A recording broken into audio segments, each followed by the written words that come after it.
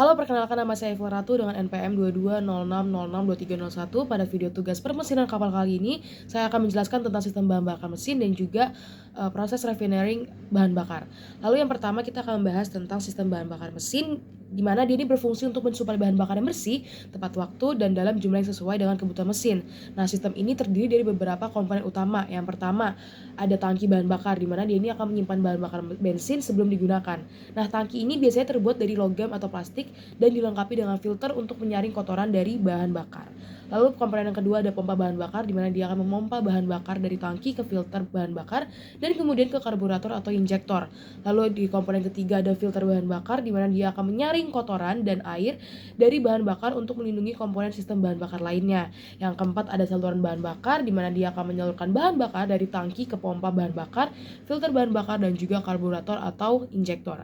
Lalu yang kelima ada karburator atau injektor, di mana dia akan mencampurkan bahan bakar dengan udara dan kemudian menyemprotkannya ke dalam ruang bakar. Nah, karburator ini biasanya digunakan pada mesin bensin yang lebih tua, sedangkan injektor digunakan pada mesin bensin yang lebih modern.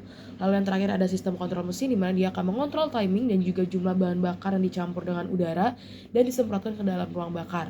Nah, sistem kontrol mesin ini dapat berupa mekanis ataupun elektronik. Lalu selanjutnya ada cara kerjanya, di mana yang pertama nanti bahan bakar bensin ini disimpan dalam tangki bahan bakar. Lalu pompa bahan bakar akan memompa bahan bakar dari tangki ke filter bahan bakar. Nah, si filter bahan bakar ini nanti akan menyaring kotoran dan juga menyaring air dari bahan bakar tersebut. Nah, bahan bakar yang udah bersih tadi, yang udah disaring, kemudian akan dialirkan ke saluran bahan bakar. Dari saluran bahan bakar itu nanti juga akan disalurkan lagi bahan bakar ke karburator atau injektor. Karburator atau injektor akan mencampurkan bahan bakar dengan udara dan kemudian menyemprotkannya ke dalam ruang bakar. Bahan bakar yang sudah dicampur dengan udara tadi akan dinyalakan oleh busi. Lalu pembakaran bahan bakar akan menghasilkan panas dan juga menghasilkan energi yang akan mendorong piston untuk bergerak. Nah, apa sih yang membedakan sistem bahan bakar mesin bensin dengan diesel? Nah, yang pertama itu ada cara pencampurannya, di mana cara pencampuran bahan bakar dengan udara. Jadi, pada mesin bensin, bahan bakar itu dicampur dengan udara sebelum disemprotkan ke dalam ruang bakar. Sedangkan pada mesin diesel, bahan bakar disemprotkan ke dalam ruang bakar dan kemudian dicampur dengan udara.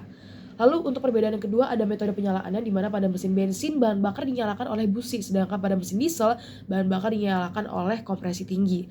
Lalu yang terakhir ada tekanan injeksi, di mana pada mesin bensin tekanan injeksi bahan bakar relatif rendah, sedangkan pada mesin diesel itu tekanan injeksinya lebih tinggi.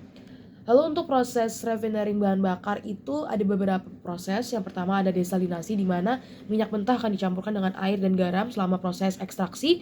Nah, pada tahap ini campuran tersebut dipanaskan dan airnya akan diuapkan.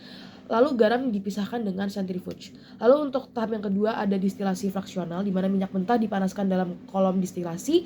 Lalu uap yang dihasilkan dipisahkan berdasarkan titik didihnya. Nah, fraksi-fraksi utama tersebut antara lain yang pertama ada gas, ada nafta, bensin, minyak tanah, solar, dan residu.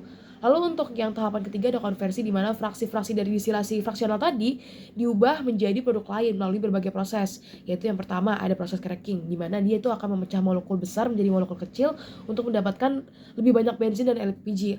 Lalu untuk yang kedua ada reforming, di mana dia akan meningkatkan kualitas bensin dengan mengubah struktur molekulnya.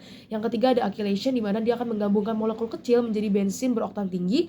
Yang keempat ada hydrocracking, di mana dia akan mengubah residu menjadi bahan bakar yang lebih ringan.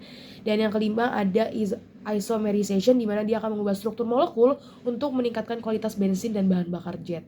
Terus untuk tahapan proses refinery yang keempat ada pemurnian, di mana dia itu produk akhir dibersihkan untuk memenuhi standar kualitas, dan prosesnya meliputi yang pertama ada penghilangan sulfur, di mana dia itu akan mengurangi emisi gas buang.